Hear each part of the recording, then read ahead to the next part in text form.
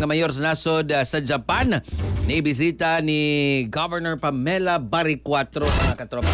Live report. Ano ba Greg? Good morning. Yes, ang kagamanan sa probinsya Sugbo may parehag nga ilan nagkarong mas giplapdan ang tinguha sa education tourism human sa courtesy visit sa mga municipal o diplomatic official ni Governor Pamela Baricuatro niadtong milabang Biyernes, Hulyo 23 tuig 2026 gikan sa mga mayor o opisyalis dito sa nasod sa Japan.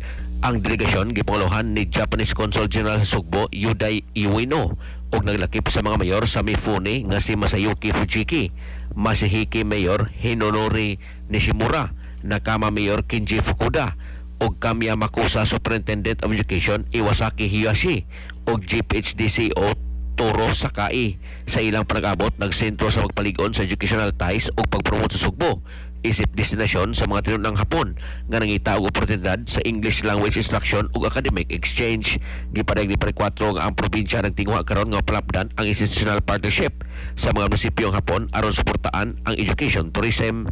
Ang mga representante sa Kumamoto Television may usab sa delegasyon aron pagdokumento sa magbisita sa pagpromote usab sa educational exchange ngadto sa mga Sugboanon ngadto sa ilang tumatan-aw ngadto sa nasod sa Japan.